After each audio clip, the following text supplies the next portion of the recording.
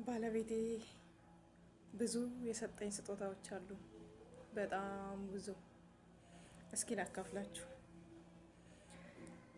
ከነዛ ውስጥ በጣም የማረሳቸው 4 ውድ ስጦታዎች አሉ። መቼም በአይምሮዬ ሊጠፋ የማይችል ቀን እንኳን ብረሳው ማታ ማስታውሳቸው፣ ወደ መኝታዬ ሲሄድ ሁሌ እንቅልፍ የሚከለክሉኝ 4 ትልልቅ ስጦታዎችን ሰጥቶኝ ያውቃል። እስቲ ከነዛ ውስጥ ላካፍላችሁ።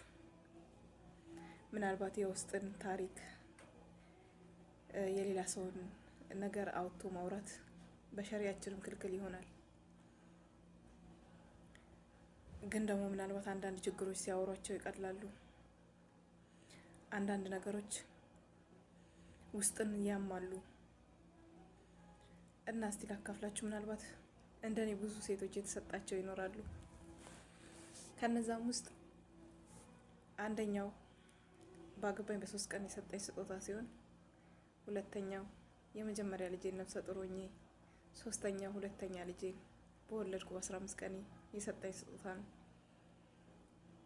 አግብቼ ልክ በ3ኛው ቀን እጄ ተመልሶ መስራት እንዳይችል ቅጥቅጥ ያደረገኝ ስጦታ ነው።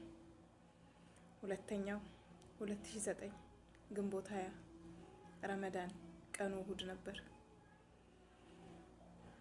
ተራዊ ሰግጄ ስወጣ በር ላይ ጠብቆ በጠረባ ካነጠፈኝ በኋላ እግሬን የሰበረኝ ነው።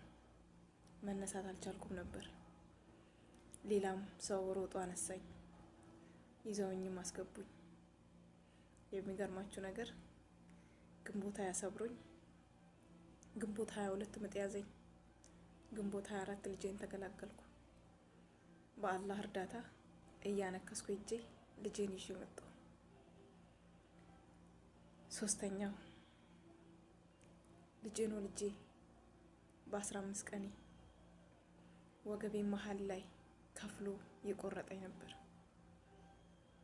አሁን ሳወራችሁ ቀላል ሊመስል ይችላል።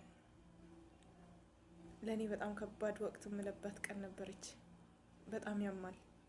አራስ ነበርኩኝ። የነበርኩበት ሁኔታም ደግሞ በጣም በጣም በጣም የሚያሳዝን ሁኔታ ነበር። በጣም ያም ነበር። ለረጅም ጊዜ ወገቤ ያመኝ ነበር እና ሰው ይዤ ነበር የምነሳው። የዛች ቀን ከሱ መፋታትን ወሰንኩኝ። ምክንያቱም የነበርኩበት ሁኔታ እንኳን ልመታ ልታቀፍ እንኳን የማሳሳበት ሁኔታ ነበር። ወልዳ በ15 ቀን